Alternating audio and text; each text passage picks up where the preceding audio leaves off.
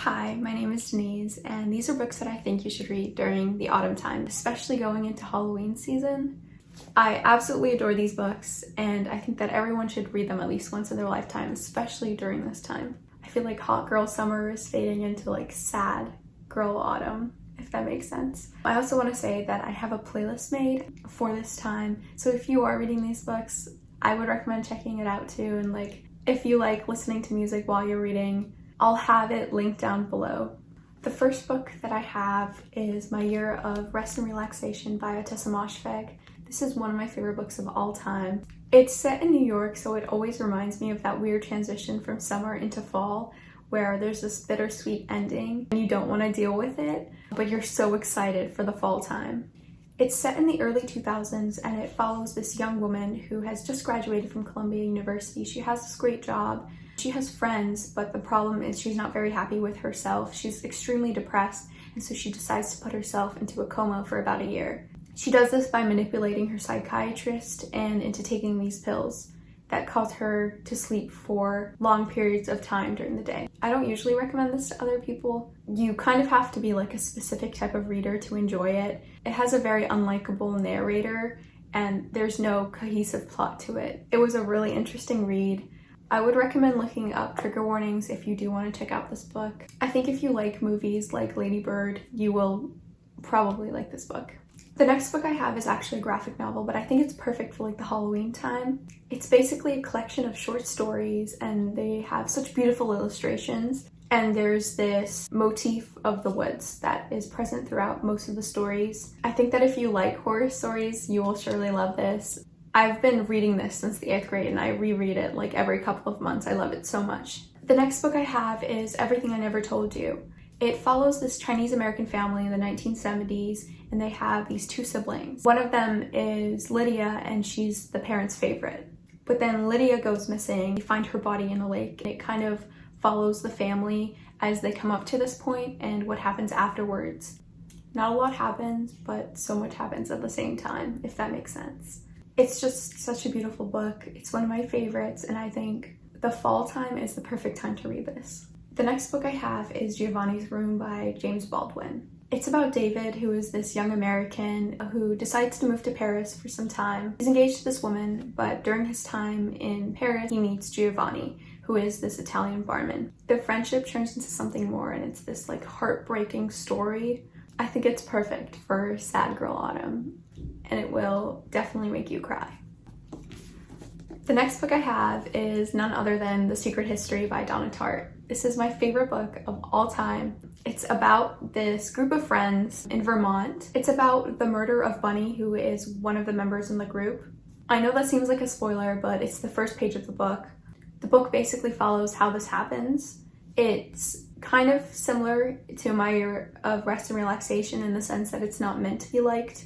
The characters are quite unlikable, but they are relatable in many ways. The characters are relatable in the sense that they are extremely flawed. The book is written to point out how absurd elitism and classism is.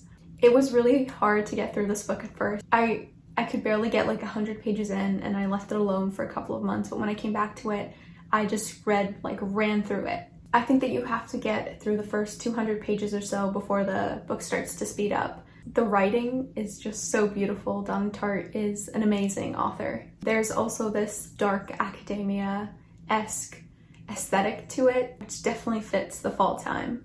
The next book I have is The Immortalists by Chloe Benjamin. This follows 4 siblings. The story starts with them seeing a psychic and then going on their own ways in life. And then the book is kind of sectioned into 4 parts where it follows each sibling. I don't really hear many people talk about this book, and I think it's one of those books that you have to read at one point in your life.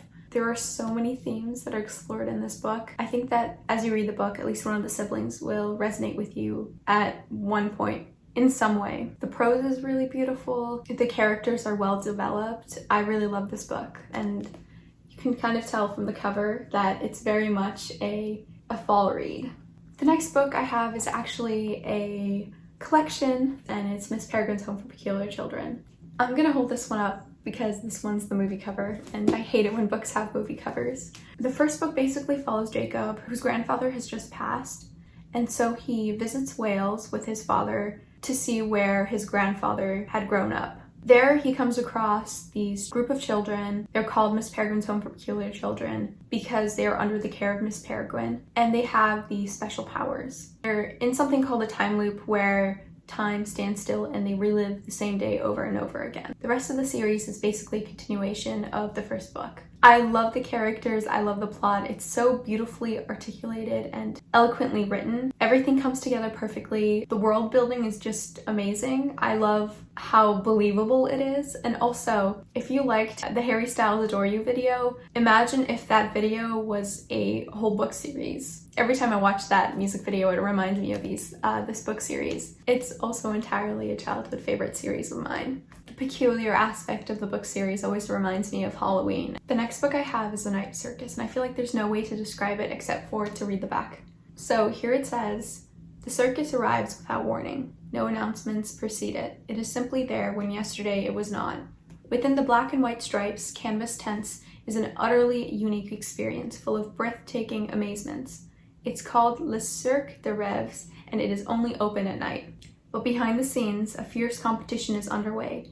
A duel between two young magicians, Celia and Marco, who have been trained since childhood expressly for this purpose. Amidst the high stakes, Celia and Marco soon tumble headfirst into love, setting off a domino effect of dangerous consequences and leaving the lives of everyone, from the performers to the patrons, hanging in the balance."